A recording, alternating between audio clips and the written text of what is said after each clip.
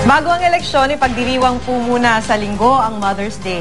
Pero ang ilang ilaw ng tahanan, hindi makakapiling ang kanilang pamilya dahil sa kani-kanilang trabaho. Ang iba kasi, maaga pa lang na destino na sa ibang lugar para sa darating na botohan sa Lunes. Makibalita tayo kay Maureen Dalope Galapon ng GMA Dagupan. Sa Linggo na ipagdiriwang ang Mother's Day. Pero hindi lahat ng ina makakapiling ang kanilang pamilya dahil sa trabaho. Si Alice Castro ng Calasiao, Pangasinan, magiging abala sa Linggo. Election officer kasi si Alice, kaya't kailangan niyang ayusin ang mga election paraphernalia na gagamitin sa botohan sa Lunes. It is my call because of my job. It will require me to be present at the office.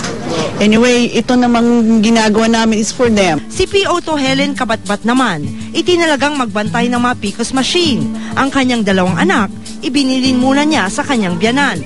Pakabait na lang, tsaka pasensya na kung isang linggo nga na hindi ayun, mahal na mahal ko sila.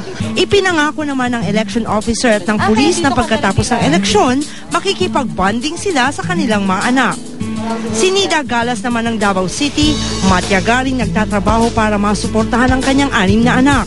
8 taon na siyang naninilbihan sa isang dress shop bilang planchadora. Bukod dito, nagtitinda rin siya ng samut-saring produkto. Di niya rin tanang hirap, maitaguyod lang ang buong pamilya.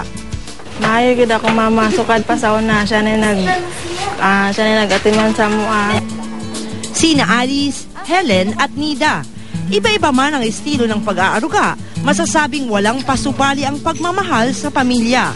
Kaya sa araw ng maina, marapat lang nabigyan sila ng pagpupugay at pasasalamat.